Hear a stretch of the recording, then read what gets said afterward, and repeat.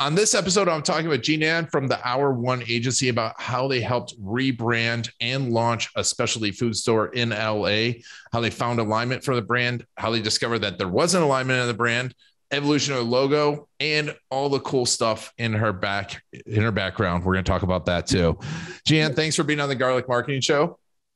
Sorry about that. No. Do you want to do that again? No, that's cool. Okay. It's all good. We'll keep the outtakes in there. Thank you. Yeah, awesome. Thank you for having me. I'm excited. And don't forget, this is brought to you by videocasestory.com. One of the best places to find your brand is by talking to your customer stories. Learn how we can interview your customers, collect your videos, and distribute your customer stories at videocasestory.com. All right, let's get started.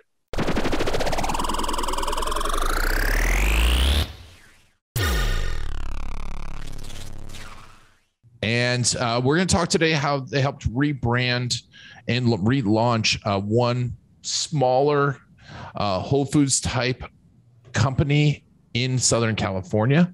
And also we're going to talk about all of her cool background too. And I'm going to figure out everything in the background. I love it.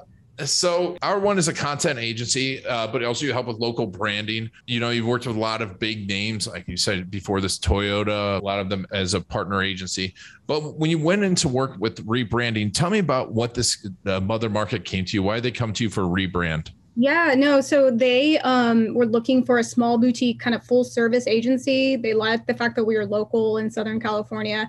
My team, kind of came from the big ad agencies. So we had a lot of that big branding experience, but able to tailor that towards, the smaller mid-sized brands.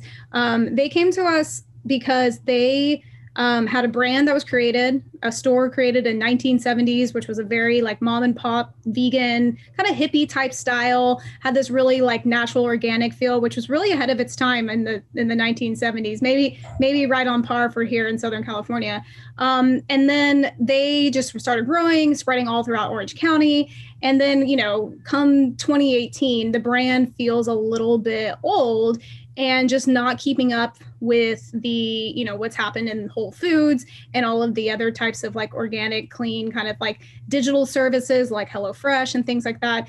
So we came in with a full rebrand, from the logo to the brand purpose to the mission statement, the vision, what the brand stood for, the personality traits. And then we took that through the concept of all of the work and strategy that we build, the foundation we build, and we took that through the execution phase and helped them open their first store here in Los Angeles that was kind of coming out of Orange County and coming into the LA market and Manhattan Beach. And that was a big deal. So, we really worked on the store footprint with them, what the sleek colors and vision and look and feel, and just even how the store was laid out. We did like some events for them. And then really we came to shine in the digital social space, where we got to create a really fun social campaign that was like right rooted in the mission that we created for them, or the purpose we created for them, which was that produce was at the heart of everything they did. It was kind of like the most important, the most unique thing about that store was how great the produce is. So we did a campaign called We Speak Produce, which was really fun. It was a bunch of produce, like acting like we were interviewing it. So it would just be like the banana and the orange sitting there, and like it would cut back and forth. And it was like that. So the consumer's like, wait, we don't understand what's happening. Why is this person having a full conversation with a banana? And then you catch the banana and they're just sitting there, obviously not talking. And then the end, the campaign was We Speak Produce. So we that's what we know. That's what we do. So we did a lot of fun content production shoots and just like rolled out some different campaigns in the social space. So it was really neat. It's fun. And tell me about that process of discovering and rediscovering a brand, an existing brand, and getting it prepared. I mean, already in Southern California, getting it over to, Los Angeles versus, where they were before. What was that process? Getting them into the LA market. No, getting the process of discovering the brand and how it would fit best in the LA market. It was a combination of a lot of research, market research, understanding what was happening in the space, understanding what was, why consumers were gravitating and so we're picking Whole Foods over smaller footprints like that. So it was a lot of market research we conducted. It was also kind of a lot of workshops we did with their key stakeholders. So we got in a room with their CEO, their marketing team, the founder of Mother's Marketing Kitchen, the daughter actually of the founder, and sat there and kind of wanted to understand, like, what does everybody think this brand stands for?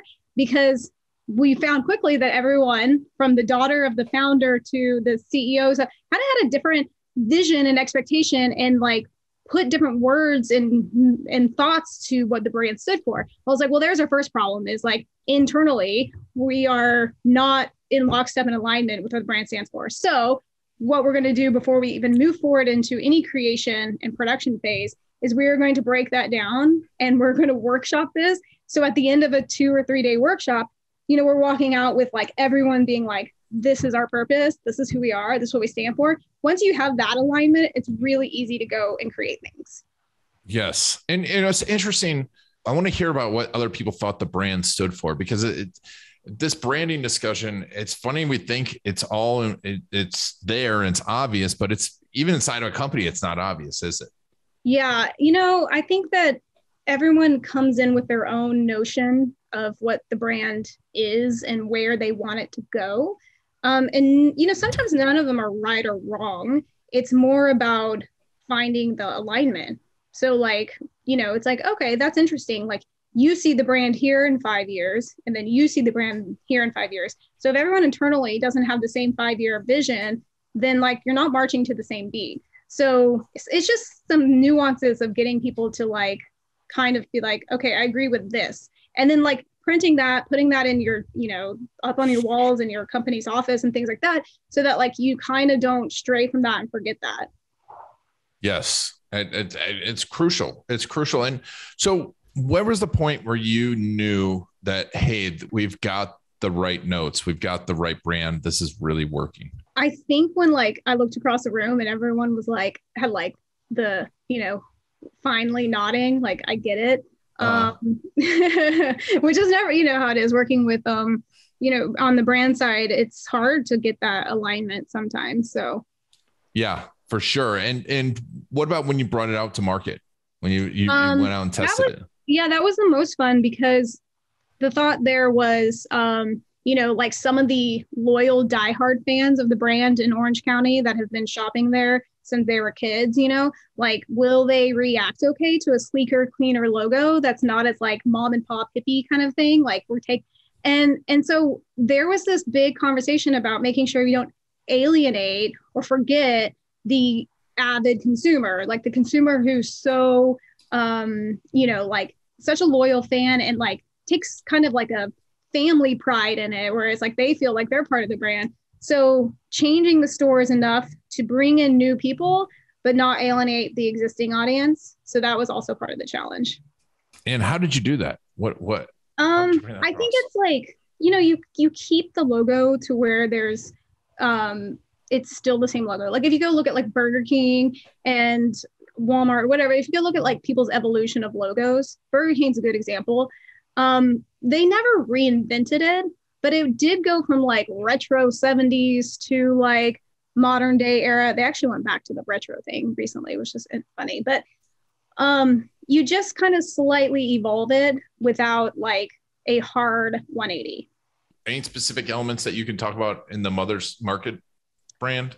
I know, I wish I had a thing next to me. Like it was kind of less busy. That was an important thing, like especially now. So when logos were created back in the day too, we didn't have digital and like we didn't need a small tiny thumbnail on a Facebook page or whatever it was. So like, making it really clean, taking away some of the busyness, for instance. And I'm talking just specifically to the logo, but yes, like that goes with the messaging and the copy and like the overall personality of the brand. You don't like abandon the personality, but you make sure you're leaving room to like let the brand grow.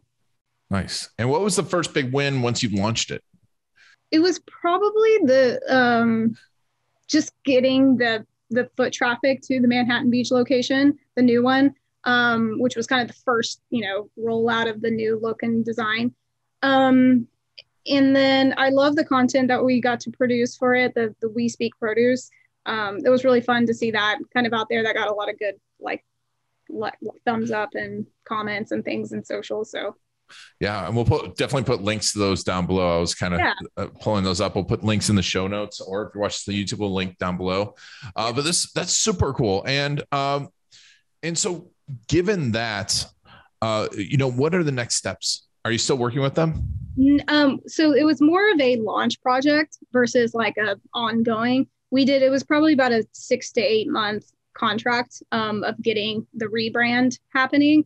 And then they took everything back internally in-house. They're small, meaning they didn't really want to, they wanted to do everything in-house, but they knew they couldn't do that in-house. They knew they couldn't do that type of kind of full marketing rebrand by themselves. So we came in for that. We launched a campaign, and then that was sort of the end of that. But yeah, we work with a lot of other brands in a very similar capacity right now, where we're doing a lot of similar types of exercises of like rebranding and things like that.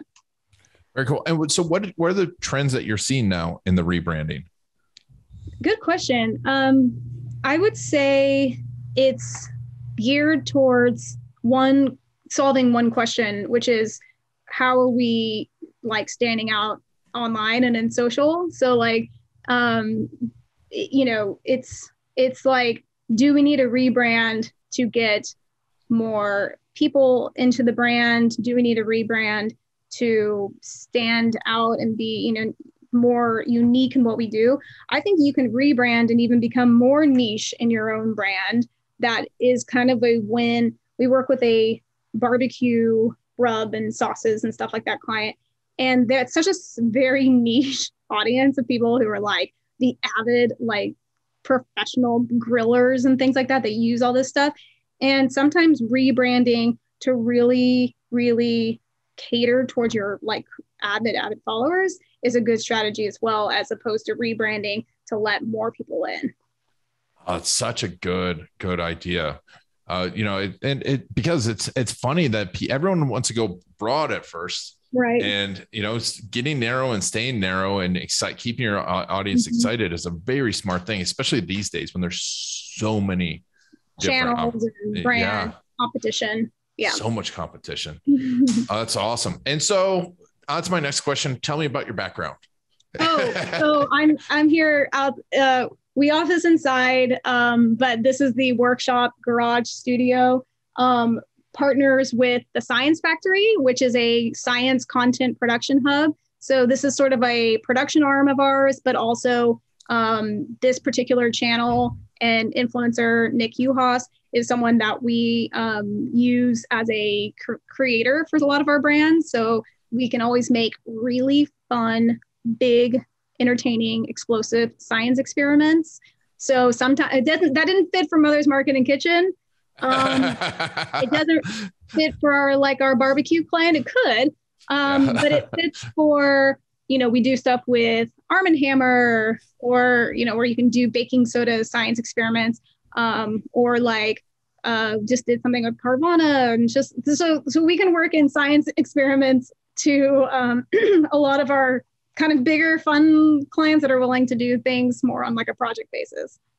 Love it. Very, very cool. I love that there's a sword and there's all sorts of cool stuff. So if you check out Nick Uhas and the Science Channel, you'll see a lot of really big science experiments. So I love it. It's fun. Yeah, we'll definitely be watching that at home soon. It's either that or my 9-year-old son wants to always be watching video games. He probably might know a few things. So like one of the, it's good too for my new media agency, because it keeps the creation, like the influencer side of what we do, really fresh. I'm always on the forefront of knowing, what's happening and who the big creators are. And the new platforms. So like we got on TikTok super, super early in the game, when TikTok was like just coming up, and had like the most viral viewed TikTok video of 2019. So like it's a good partnership, because it makes us, can stay really like ahead of the game in a social media space that's constantly changing, and you have to like be ahead of the curve. Yes. Love it. That's very cool. Well, we'll make sure to check you out. So our1agency.com, where's the best place to follow you? Jeanann, G is my personal, but I have, Hour One Agency on Twitter and Instagram. The website has our social links. Very cool. And where do you spend most of your time on social media? I think personally Instagram, but now TikTok as well. It sucks you in. It does. It does. Even though I'm a little too old for it, but a lot of people say that we're too old for it, and then we consume it just as much as the 13-year-old. So. Oh no, yeah, it is. I get way too many moms sending me TikTok videos, like our friends. Right. And I'm like, so it's definitely become a little bit more like, what Facebook is now versus like in the beginning when it was just like teenagers dancing. So it's a fun platform. I'm not going to lie. Yeah. I've got my first video was back with my friend Jason Swank back when it was still Musical.ly. Oh my gosh. Oh, I remember working with Musical.ly. Yes, that was such a funny like transition. And all of a sudden it was like Musical.ly doing okay. Very, very specific to like lip syncing, and then TikTok. Boom. Yeah. Yeah. A little bit of a transformation. Awesome. Well, Jeanann, thank you so much for being on the Garlic Marketing Show, and we'll make sure to check you out. Awesome. Thank you so much. It was great to talk to you. And thank you all for taking Jeanann and I on your journey. It's been I and Garlic and the Garlic Marketing Show.